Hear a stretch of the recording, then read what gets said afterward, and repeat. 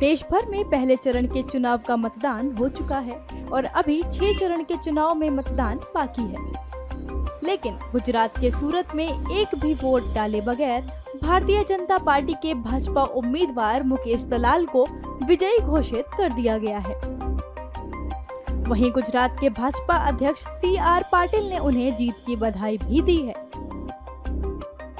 दरअसल कांग्रेस उम्मीदवार नीलेश कुंबानी का नामांकन चुनाव आयोग ने खारिज कर दिया था। उनकी उम्मीदवारी इसलिए खारिज की गई थी क्योंकि उनके 3 प्रस्तावकों ने जिला निर्वाचन अधिकारी को एक हलफनामे में दावा किया था कि उन्होंने उनके नामांकन पत्र पर हस्ताक्षर नहीं किए हैं। इसके बाद चुनाव आयोग ने नीलेश कुंबानी को रविवार तक अपना पक्ष रखने के लिए कहा था, जिसके बाद चुनाव आयोग ने उनका पक्ष जानने और संतुष्टि न होने के बाद उनके नामांकन पत्र को खारिज कर दिया। आपको यह भी बता दें कि अन्य निर्दलीय उम्मीदवारों ने भी अपना नामांकन वापस ले लिया था, जिसके बाद भाजपा उम्मीदवार मुकेश दलाल को चुनाव आयोग ने विजयी घोषित कर दिया।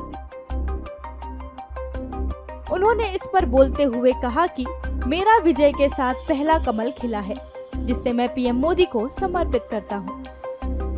हम लोग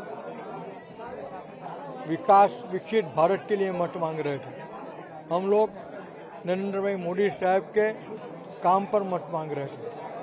आज गुजरात में, सूरत में, देश में पहला कमल खिला है। मैं ये कमल आदरणीय प्रधानमंत्री और विश्व पुरुष श्री नरेंद्र भाई मोदी साहब के चरण कमलों में अर्पण करता हूँ।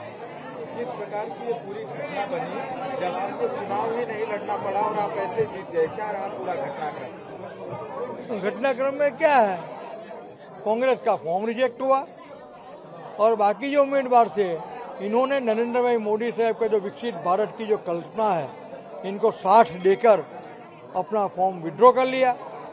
बस यही चीज है।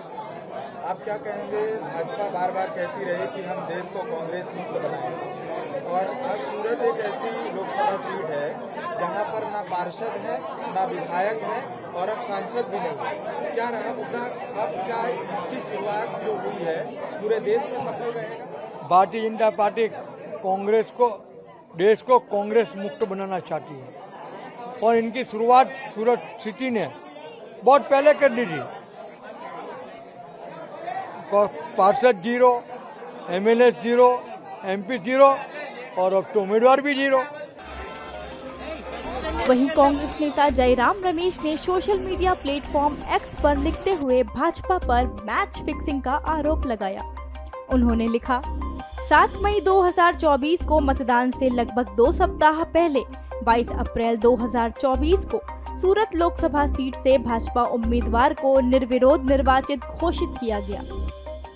मोदी के अन्य काल में MSME मालिकों और व्यवसायियों के संकट और गुस्से ने भाजपा को इतनी बुरी तरह डरा दिया है कि वे सूरत लोकसभा को मैच फिक्स करने का प्रयास कर रहे हैं, जिसे उन्होंने 1984 के लोकसभा चुनावों के बाद से लगातार जीता है।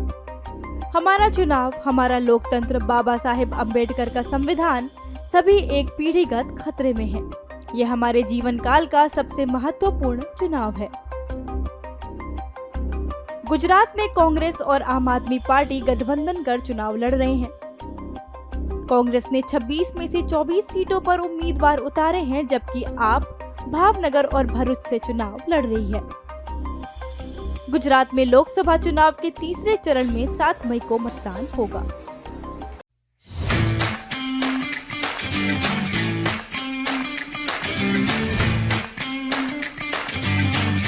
Easy NXT